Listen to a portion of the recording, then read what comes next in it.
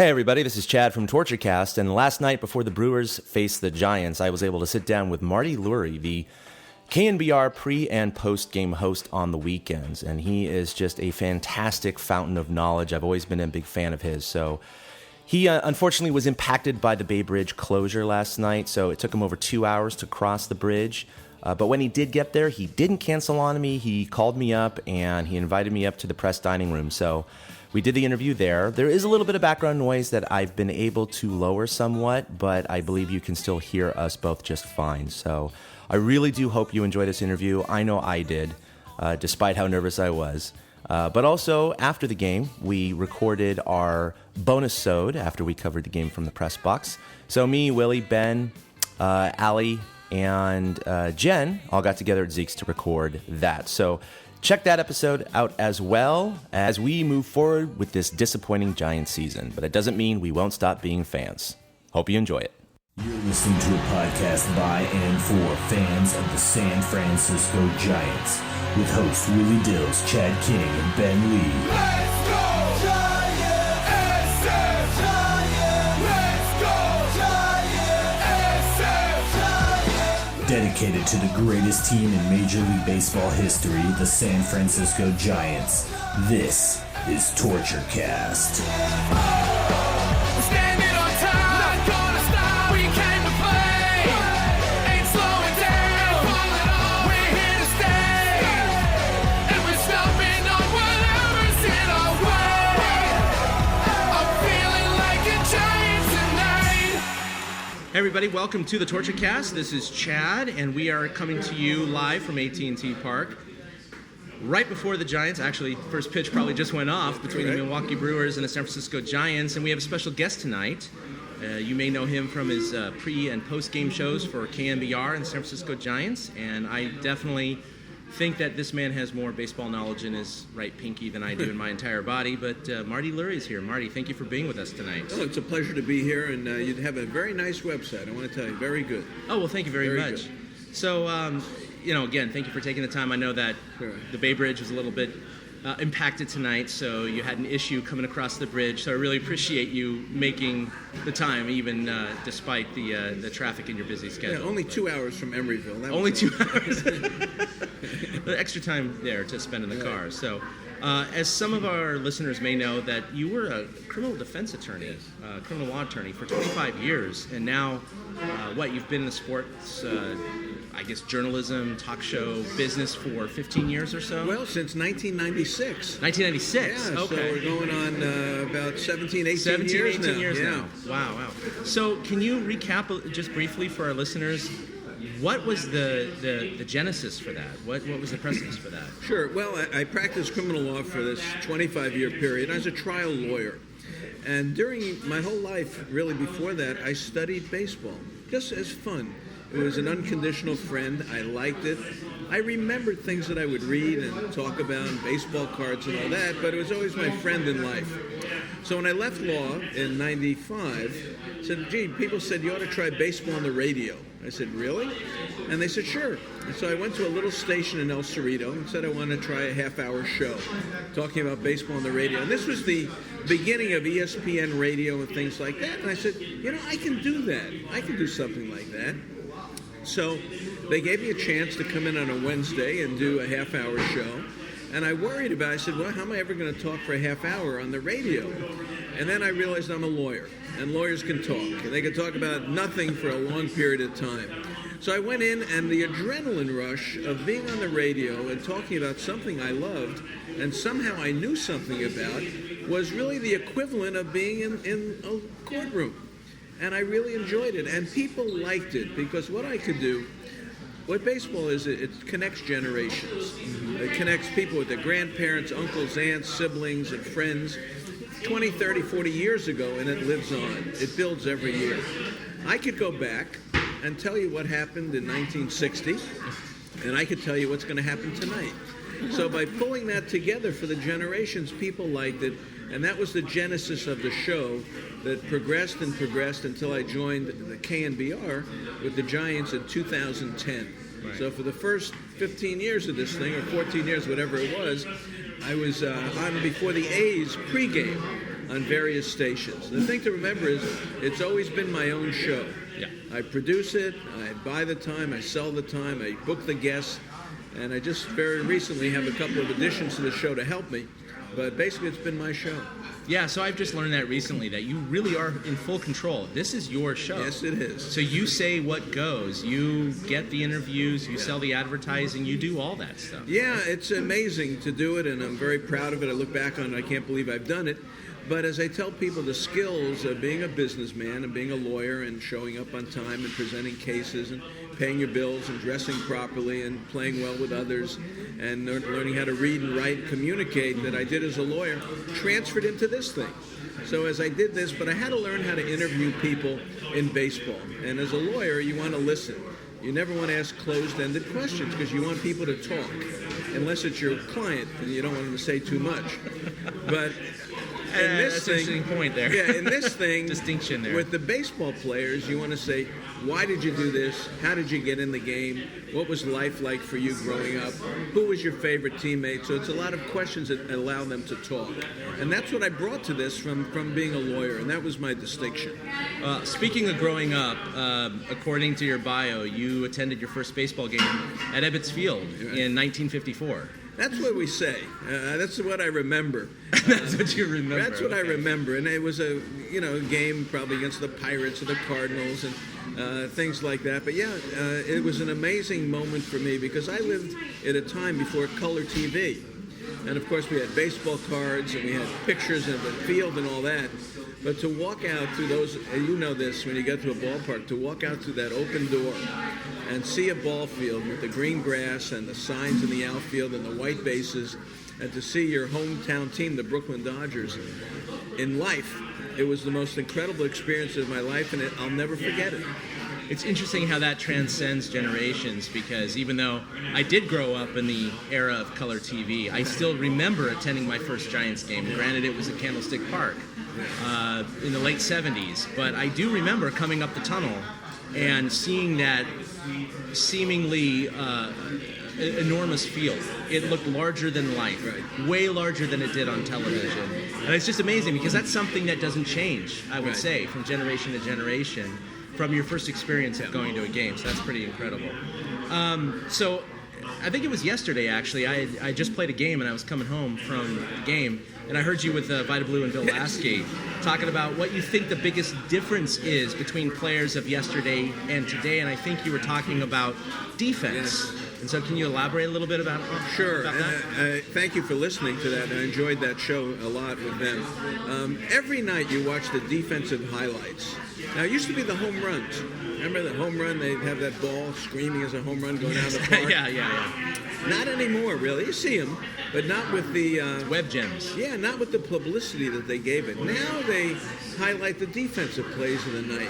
And these defensive plays for me, to watch a shortstop go in the hole and throw a ball from the foul line to first base, to watch outfielders diving in the outfield, to watch incredible throws. I never saw that when I was growing up, or even 20 years ago. The defense today is so fast and so spectacular that it stands out to me. Yeah, absolutely. So, obviously you followed this game for quite a long time, and just today, Major League Baseball handed down 50-game suspensions for a dozen players involved in the biogenesis scandal, and of course 211 games for A-Rod. So, given the fact that Major League Baseball hasn't actually caught these guys with their supposed hard testing and effective testing, this is essentially handed to them by an ex-employee of Biogenesis. Do you think the 50-game suspensions are sufficient? Or do you think it should be some more severe? Or what can Major League Baseball even do about this situation, considering these guys can take patches of testosterone that gets out of their system in 8 hours? It's going to be this way forever because there's always someone that has a guy who could beat the system. And that's the way life works. I don't care if you're a baseball player, you're a lawyer, you're an accountant, you're a musician, whatever it is, there's always people looking for an edge. And that's what we have in baseball. This goes beyond the collective bargaining agreement or the joint drug program. These penalties are being issued, and you're right, they've never been caught. But there's evidence outside of the agreement that is credible evidence that leads people to believe that these crimes were committed. And under the Uniform Standard Contract, if you have things happen which are detrimental to baseball, baseball can impose a penalty on you. So they're choosing the 50 games, the equivalent of the first-time drug offense for these people. So that's how they come up with the 50. For A-Rod, I think he becomes sort of a poster boy for what's wrong with PEDs, and that he has sort of flaunted, just put his nose up in the air throughout his career. And there's been this case and that case, but they've never caught him, as you say. Well, in this one, they have enough hard evidence to prove that he was involved with this clinic. So they're taking all their frustration from the last 5 or 6 or 7 years out against him in this case, and they're giving him the most severe penalty I think they can, which is 211 games. So it's beyond the agreement, but Bud Selig has the right, like a Pete Rose, banning him from baseball for conduct detrimental to baseball, and that's what's happening here. It's interesting to me that the players are very much in favor of this. And I think at this point, everyone wants this to be behind us and get the game back to the pristine way it was. Well, it was never pristine. No. They used amphetamines. They used all sorts of elixirs. You go back to the 1800s, they used all sorts of strange elixirs to help them play. So it'll never be perfect. But the records of baseball are so sacrosanct that we want them to exist forever. And that's why it's important to do this, so we can have the generations that say Ty Cobb hit 400 in 1908. Rogers Hornsby was the greatest right-handed hitter at 424. Ted Williams hit 406. Ruth at 60 homers. Maris at 61. We don't want the records obliterated because we love the records by someone who's so-called cheating. Yeah, no, it's interesting because I often hear from friends and family that, well, you know, today they have masseuses and chiropractors and supplements and all these legal things. Yeah. And they didn't have those back in the 20s and the 30s and the 40s. And yeah, that's true, but again, it's apples to apples. All the players have access to that these days, and back then they didn't. So you still can compare the era within the era, but you do have the people who are cheating in a sense with the PEDs. So guys like A-Rod, maybe he wouldn't have been voted in the Hall of Fame regardless of this recent suspension, but guys like him and Bonds and Sosa and McGuire, do you think any of them even have a reasonable shot getting into the Hall in the next 10, 20 years? Probably not, because the attitude against them is what you just described. Even though life is different today, in 1908, they didn't have airplanes. And today we have airplanes, but we'll still argue who's a better hitter, Ty Cobb or Pete Rose. They used one ball the whole game. The bats were different. We want to maintain that purity, even if it's not really purity. The Hall of Fame is our only salvation as fans, to say we want it to be as good as it can be. And why should we lower our standards to bring in people who are involved in this? Yeah. So I don't think they will be. Now, the argument is the Hall of Fame a museum, or is it Valhalla? Is it that one place in even this crazy world we live in where we try to believe that things are pure? Is it that great place in the sky that we all aspire to go to? Is it heaven? And I think as baseball fans, we want it to be heaven. And that's why I think probably the writers and everyone else will keep these people out. Now, some may get in like a Bonds or a Clemens because their achievements were so enormous, even before this, that somehow over the years I think they'll wear down the opponents. But for the ones that are on the borderline or really had 6 or 7 years all of a sudden because of this, I don't think they're going to get in. Yeah, no, I agree. It's unfortunate. I did view... I need to talk. Oh, yeah. I'll be right back. Okay. I did view it as Valhalla as a child, unfortunately. Yes, and we still think of it like that. that. Shattered, we really, still in a way. think of it like that we want it to be the one place in our lives that we could look up to and believe in it. Yeah. Even though it may be like believing in Fantasyland or the Easter Bunny, we still want to believe it's as pure as anything we've ever had. Well, I visited the Hall of Fame in 1995 before all this went down. I mean, it was going on at the time, but unknown to me as a 21-year-old. And that really was Mecca for me. I mean, it was an unbelievable It still experience. is. And one other thing about the Hall of Fame, someone, a very wise man, once said, if the players could climb down from their plaques and walk amongst us and play the game, Grover Cleveland Alexander would be a better pitcher drunk than he would be sober. And that's the truth. If they came off their plaques, they would be as ornery as anyone we've ever met. They're talking about Babe Ruth and his drinking issues and Mickey Mantle and those guys. Absolutely. Mantle had the greatest line. He said, if I would have known the stats were so important, I would have stopped drinking. Yeah. Maybe wouldn't have his liver issues. Yeah, that's right. So, in this day and age, here we are in 2013, it seems like most sports talk hosts have a shtick. They have something, they have go-to lines, they have whatever.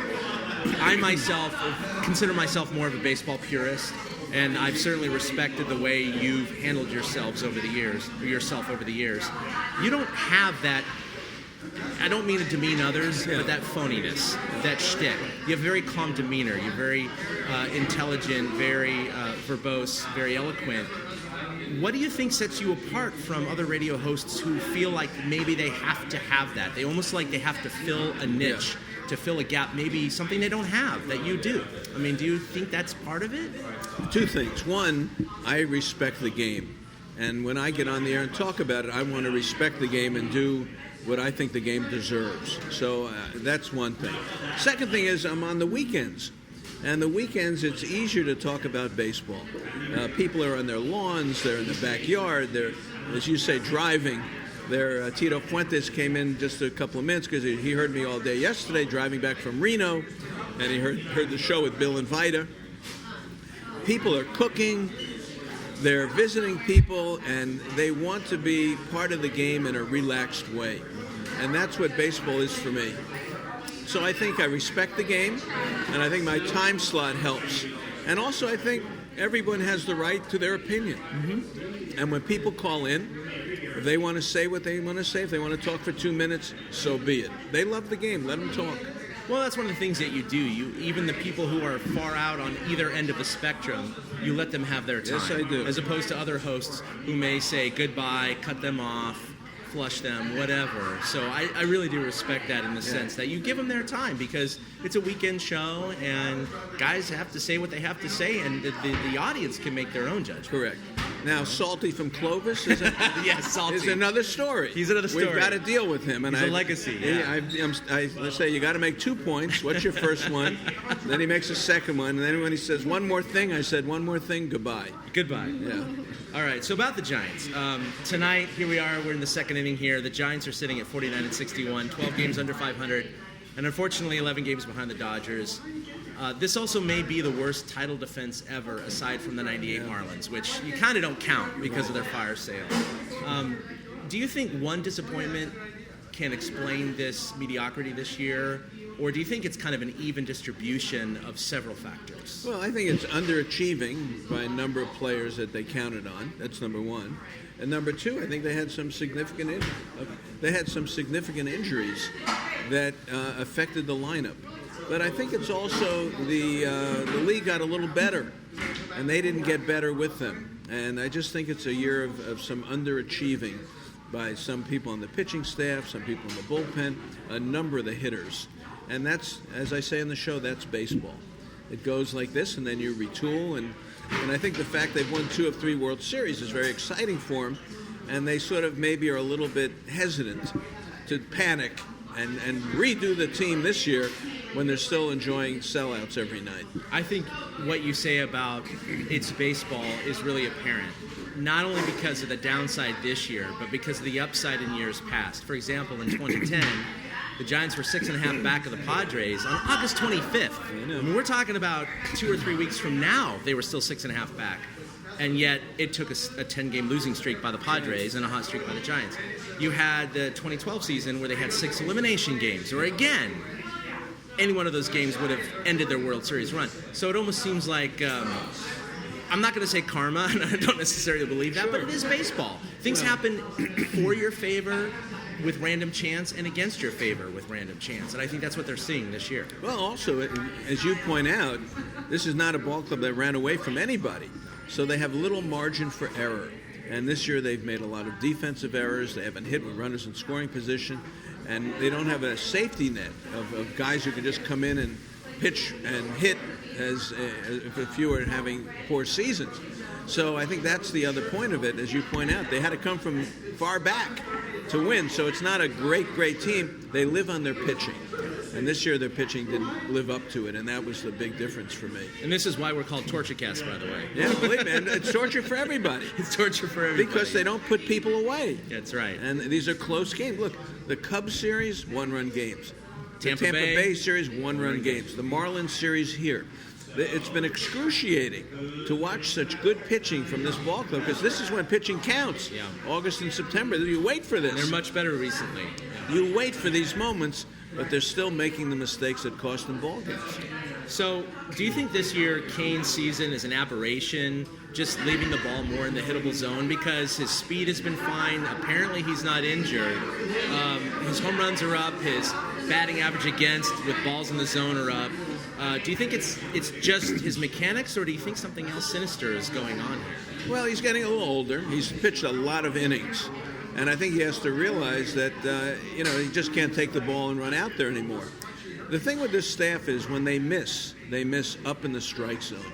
When you miss up in the strike zone to major league hitters, things happen.